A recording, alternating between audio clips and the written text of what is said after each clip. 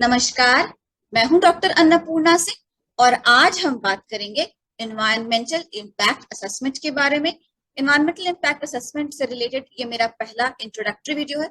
इसके बाद मैं कुछ और वीडियोस डालूंगी और इस वीडियोस को और आगे के वीडियोस को बनाने के लिए मैंने एक्सपर्ट्स को कंसल्ट किया है जो ऑलरेडी EIA के फील्ड में काम कर रहे हैं।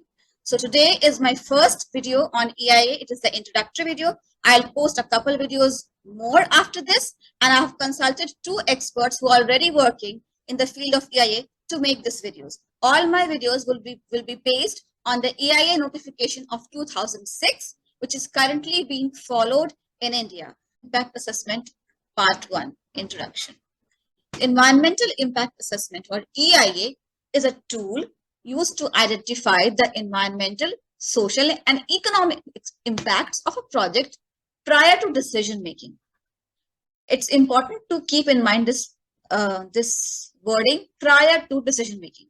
It aims to predict the environmental impacts of a project at an early stage in a project planning and design, and find ways to reduce the adverse impacts, shape projects to suit the needs of the local environment, and present predictions and alternatives to decision makers. And this definition has been given by the US EPA, which is United States Impact Assessment Agency, because EIA doesn't happen only in India, but it happens in multiple countries across the world.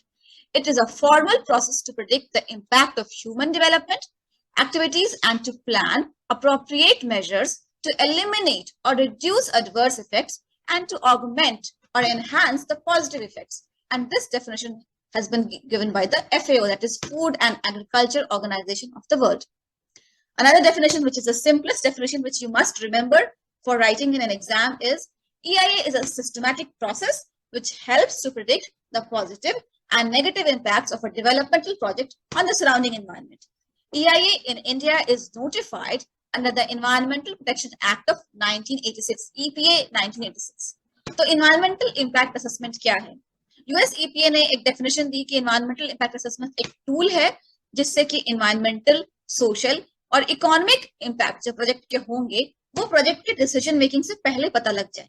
और इसका M है, इसका लक्ष्य है predict करना environmental impacts को, projects को, environmental impact जो होते हैं प्रोजेक्ट्स के, उनको प्लानिंग और डिजाइनिंग फेज से पहले ही प्रिडिक्ट कर लें। और अगर कोई एडवर्स इम्पैक्ट है तो उसको हम मिटिगेट कर लें, कम कर लें। और अगर कोई पॉजिटिव इम्पैक्ट है तो हम उसको एनहांस कर लें और उसको, और जो इसका एडवर्स इम्पैक्ट अगर कुछ लोकल एनवायरनमेंट पे होगा तो वो पता हो जाए हमें, और उसका अल्टरनेटिव क्या हो सकता है ये सब हमें पता हो जाए। तो यूएस EPA ने ये डेफिनेशन दिया EIA का। इसका food and agriculture organisation of the world, उसने भी एक डेफिनेशन दिया है कि इट्स अ फॉर्मल प्रोसेस है, ये एक विधिवत प्रोसेस है जो कि ह्यूमन डेवलपमेंट एक्टिविटी का क्या असर होगा वो उसको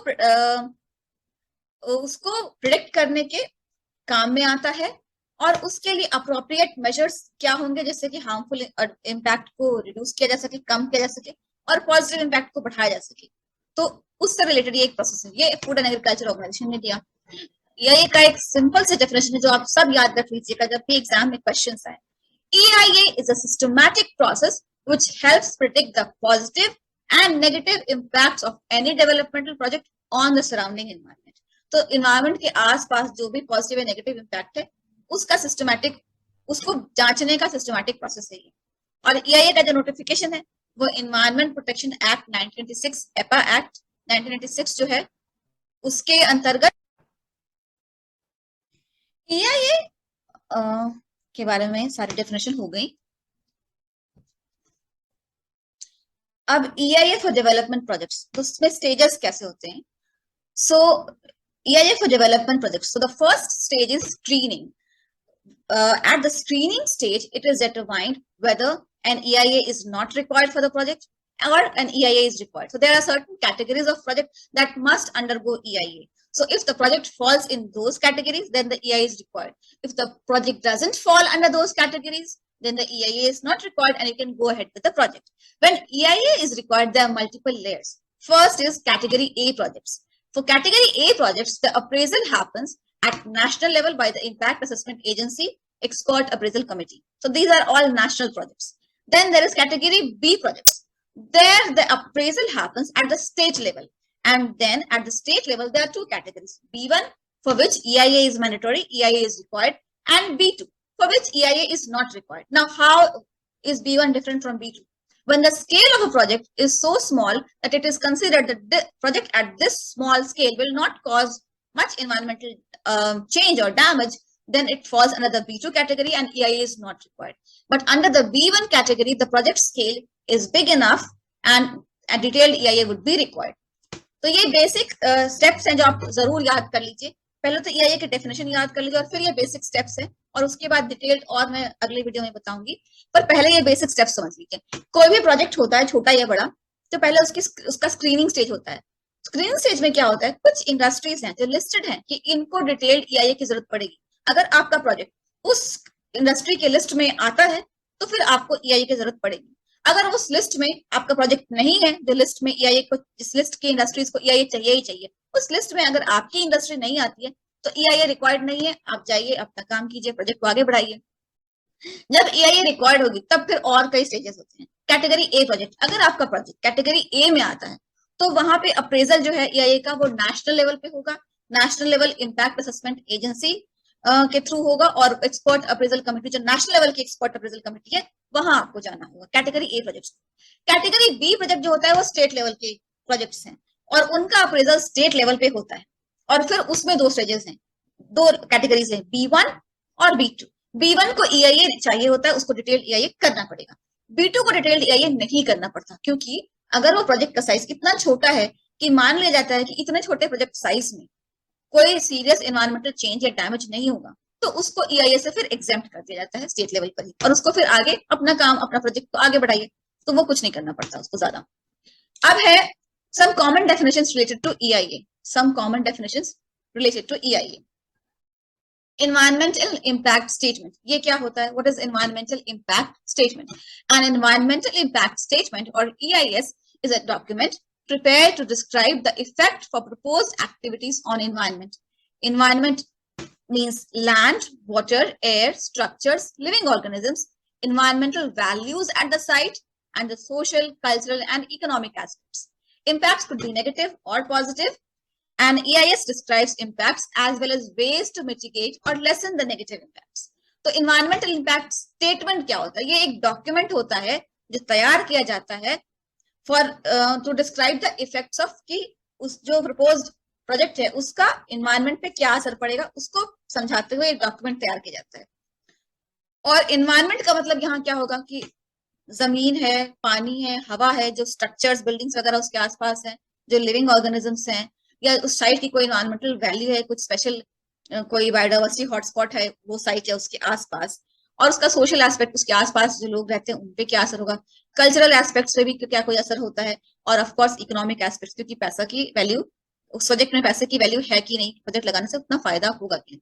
तो ये सारा इम्पैक्ट को डिस्क्राइब करते हुए कि अगर ये प्रोजेक्ट लगेगा तो इन सारे फैक्टर्स पे क्या असर पड़ेगा, उसको डिस्क्राइब करते हुए एक डॉक्यूमेंट प्रिपेयर होता है. इसको हम एनवायरमेंटल इम्पैक्ट स्टेटमेंट कहते हैं. और एनवायरमेंटल इम्पैक्ट स्टेटमेंट में जो नेगेटिव इम्पैक्ट है उसको मिटिगेट करने के तरीके भी दिए होते हैं. तो EIA जो है वो एक प्रोसेस है और EIS जो है वो एक डॉक्यूमेंट है. वो जो प्रोसेस होता है उसको डिस्क्राइब करता हुआ एक डॉक्यूमेंट है जो EIS है. और EMP, एनवायरमेंट मैनेजमेंट प्लान, इसमें क्या होता है?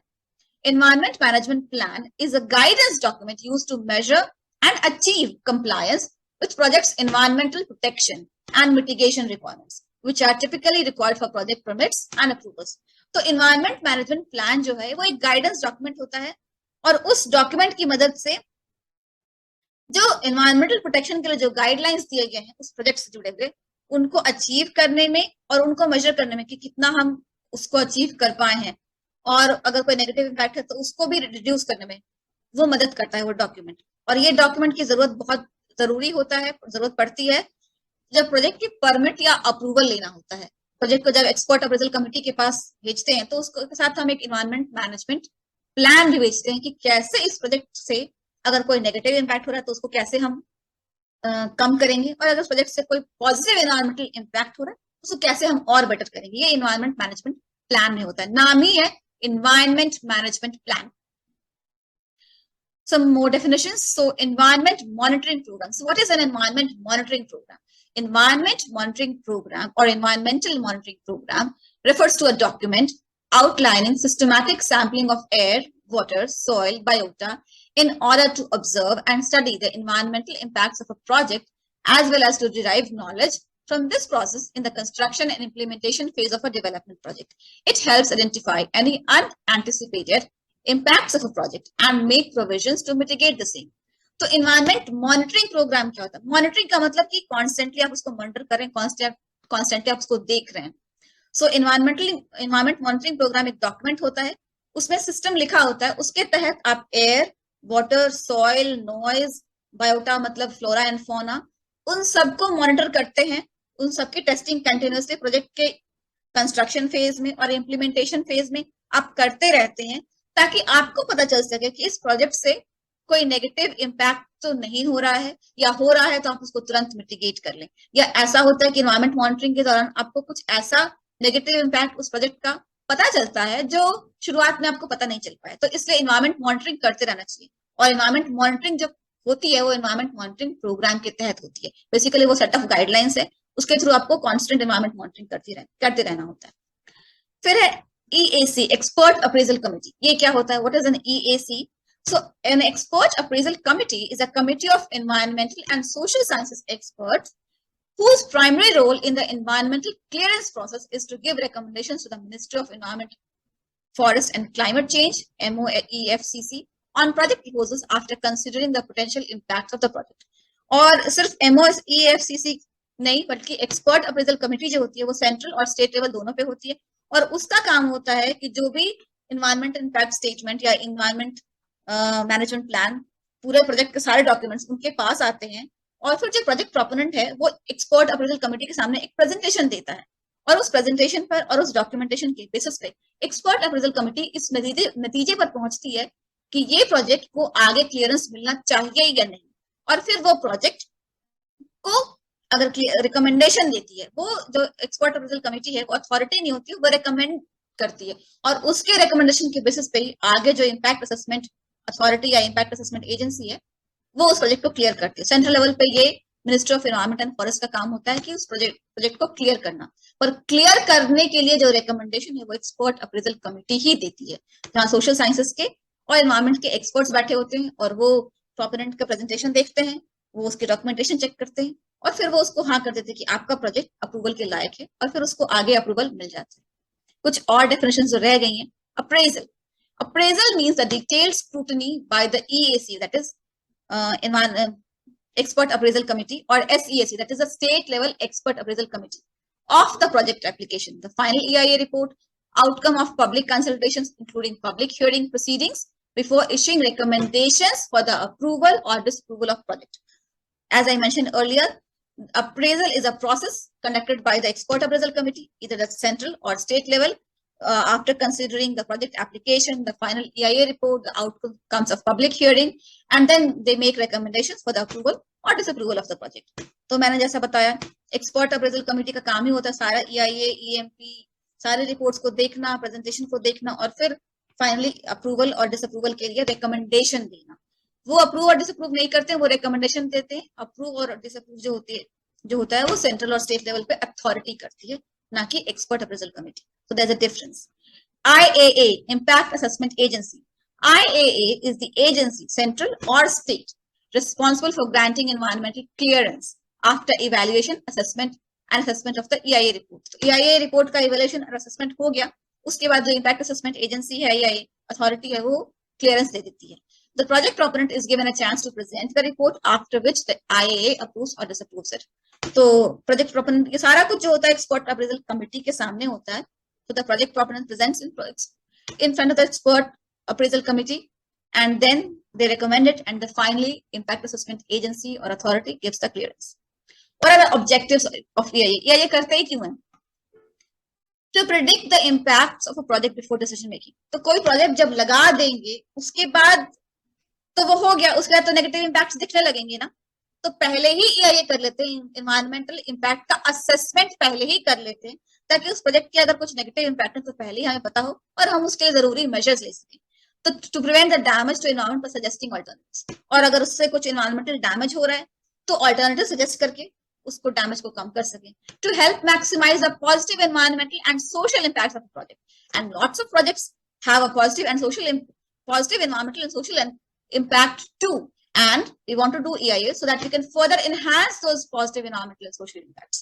कुछ प्रोजेक्ट्स ऐसे भी होते हैं, सारे प्रोजेक्ट्स खराब नहीं होते, कुछ प्रोजेक्ट्स जो होते हैं या हर प्रोजेक्ट का कुछ एस्पेक्ट एनवायरमेंट या सोशल एस्पेक्ट से अच्छा होता है, तो हम कुछ अगर हमें पहले पता चल जाएगा कि ये पॉजिटिव हो रहा है तो हम उसको और एनहांस करेंगे ना पॉजिटिव इम्पैक्ट्स को, तो उसके लिए भी EIA किया जाता है, to better understand and preserve ecological systems and natural resources of the country, और अंधाधुंध डेवलपमेंट ना हो जाए, इकोलॉजिकल सिस्टम को, नेचुरल रिसोर्स को प्रिजर्व करते हुए डेवलपमेंट करें, तो उसके लिए EIA करना बहुत जरूरी है, टू प्रमोट सस्टेनेबल डेवलपमेंट। और सस्टेनेबल डेवलपमेंट का सबसे बड़ा टूल EIA है, क्योंकि डेवलपमेंट करना हमारी जरूरत है, हमारी मजबूरी है, आबादी बढ़ रही है, हमें डेवलपमेंट करना ही होगा, पर हम EIA करें ताकि इन्वायरमेंटल इम्पैक्ट का असेसमेंट करते हुए करें, ताकि सस्टेनेबल डेवलपमेंट हो सके, कि इन्वायरमेंट प्रिजर्व रहे और डेवलपमेंट भी हो। सस्टेनेबल डेवलपमेंट का EIA is the biggest tool for sustainable development across the globe. आशा है EIA के बारे में आज हमने जो भी बातचीत की वो आपको समझ में आ गया होगा। मिलती हूँ आपसे एक और लेक्चर में। I hope what we discussed about EIA today was clear to you, and I'll see you in my next lecture. Thank you. जय हिंद, जय भारत।